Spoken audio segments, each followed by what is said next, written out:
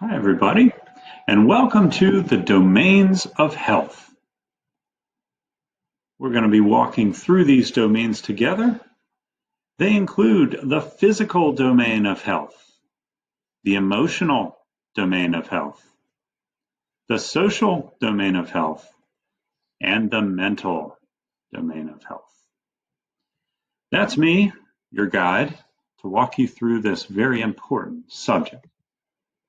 First, when we think of health, a lot of times we jump immediately to the physical part of health because that's the one that everyone can see. We can often tell if someone's not feeling good or if they're healthy or unhealthy by kind of looking at certain things that make up their physical being and determining for ourselves whether or not they're physically healthy or we are physically healthy.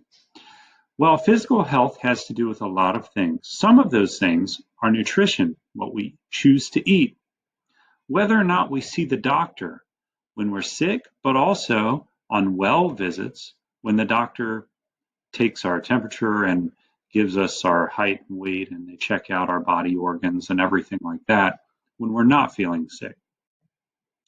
It matters because our physical health is dependent on how much exercise we get.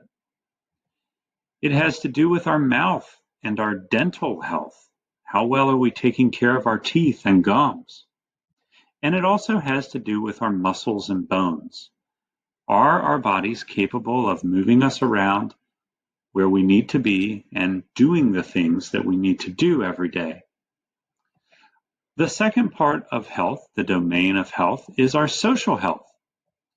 This has to do with, are we kind and thoughtful people? Socially healthy people are kind and thoughtful. People who aren't as healthy socially often are not as kind or thoughtful. They focus on themselves more than they focus on the group or other people.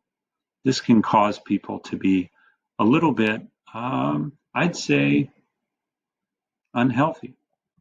All right, so then we have being a good friend. Socially, if we are being a good friend to others, then we know that others will be a good friend to us, and that love is returned back and forth. So being a good friend is important. Third, for social wellness is accepting others, regardless of who they are or what they may do. We accept others for what they are. That doesn't mean we have to always like everybody we come in contact with, but it means that we accept them as people and we recognize that they have thoughts and feelings of their own, and that acceptance is very important. Finally, socially well people care about their community.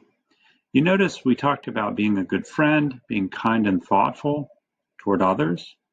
Caring about your community is involved in that, because the stronger a community is, the stronger the people within it are, the more empowered they are to do the things that they want to do and need to do.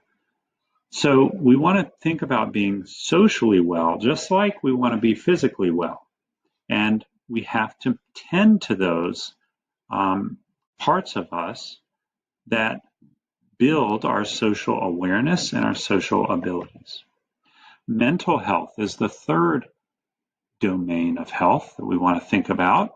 Mental health means that we are making healthy decisions, not taking unnecessary risks with our decisions, and we're not making decisions while under stress, but we're making healthy decisions. And I just misspelled healthy there. If you caught that, good eye. I just caught it too. All right, we have reliable information sources, which means if I go onto social media because I want to find out if my cough is due to, seasonal allergies or something, then I'm going to go onto social media and take a look. I might get some information that is incorrect because some of my friends aren't doctors. Actually, a lot of my friends aren't doctors, but a lot of my friends on social media will put things on social media that have to do with my health or their health, and it's not right. They're wrong. If you go back and look at what doctors have written and doctors recommend, what is on social media isn't always right.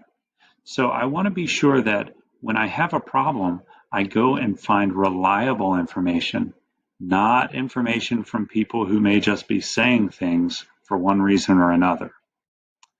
All right. Mental health also depends on the fact that we're doing the right thing. You can sleep better at night. You can know that you're a good person when you make your decisions based on the right thing. So doing the right thing is very important, and that helps us build healthy mental health. Finally, we want to act on healthy values. That means practicing things that are the right thing. So healthy values may be in relationship to food. They may be healthy values in relationship to other people, how we treat other people. But having healthy values is important for our mental health. Finally, our emotional health is the fourth domain of health. So we have physical, mental, social, and now emotional health. Emotional health is our awareness of feelings. Are we aware of how we are feeling right now? Happy, sad, angry, mad, all of the others in between. If we're aware of those feelings, we can identify them and we can act accordingly. If I know I'm really, really mad, I might hold back from saying something to somebody who has nothing to do with the reason why I'm mad. Because if I say something when I'm mad, it may come across wrong, might hurt that person's feelings. I'm going to express my feelings positively. That doesn't always mean I'm going to be real happy-go-lucky when I express my feelings. But like I said in my example, if I'm mad about something, say I stub my toe on the wall and I'm really angry that I just stubbed my toe, when I say to my dog, ouchie, ouchie, I just stubbed my toe, my dog is going to look at me like she usually looks at me, which is a little bit confused, but overall feeling loved. If I were to yell at my dog, then she would go cowering away and not be sure of why I was angry with her. So expressing feelings positively means I'm going to make sure that I'm saying things that are going to be constructive, not destructive, even if I'm in a bad mood or a sad mood. All right, we want to have healthy self-esteem. This means we're going to love ourselves regardless, understanding that we're going to make mistakes. That's okay, but we are going to have healthy self-esteem. Unhealthy self-esteem would be overconfidence in ourselves. Overconfidence is something we have to be careful of because, for instance, if I go into a situation where I'm in over my head, I have self-esteem where I think that I'm an expert in quantum mathematics, and then I go into a conference of quantum mathematicians, I am not going to have a very good experience because I am not a quantum mathematician. So I can be healthily full of self-esteem in things that I know I've practiced and I'm good at because I've practiced. But I'm not going to have false self-esteem where I think I'm just great at everything and no matter what, I know what I'm talking about. I want to make sure that I have that in perspective.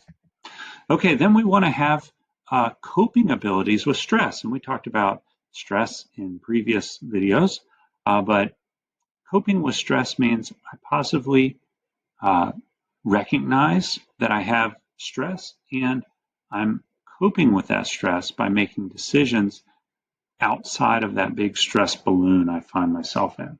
So planning ahead, making decisions ahead, and looking at outcomes. That's how I cope with stress. All right, so when we think of the domains of health and we think of a person's overall health, we have to recognize something important. A person's health is not always in his or her control. For example, some people are born with a condition or been exposed to contagious diseases that they cannot help, but it has affected their health and they're not able to make all the health decisions for themselves, or obviously some of those have already been made for them because of their condition. So we want to keep that in mind. We're fortunate if we don't have that on our radar, but for a lot of people, that is the case. Okay, but for everything else, a lot of our health choices are under our control. Eating fruit for a snack instead of junk food, we can choose to do that. Playing outside safely instead of playing inside on a computer game or a video game all the time, that's a healthy choice. Going to bed on time, having a regular sleep schedule where we go to bed on time and we wake up on time, that causes us not to be tired all day. If you're tired all day, it increases your stress level because you don't pick up everything in school, or you don't, you're unaware of things and you get more agitated easily. So we want to go to bed and wake up on time. And we talk through our problems. If you're talking through your problems rather than yelling or whining, you're going to come out with a better result. Finally, the list goes on, but bathing, brushing our teeth, flossing, wearing a helmet, wearing a seatbelt, staying away from tobacco, being a role model, recycling, conserving energy, all these things make us feel good mentally, emotionally, physically. They also help us socially because we can be, like being a role model is something that if we aspire to be an example to others, then we're going to be more likely to make good choices. So think about these things as we go forward. Thanks for your time and attention, and I'll look forward to our next health video next time.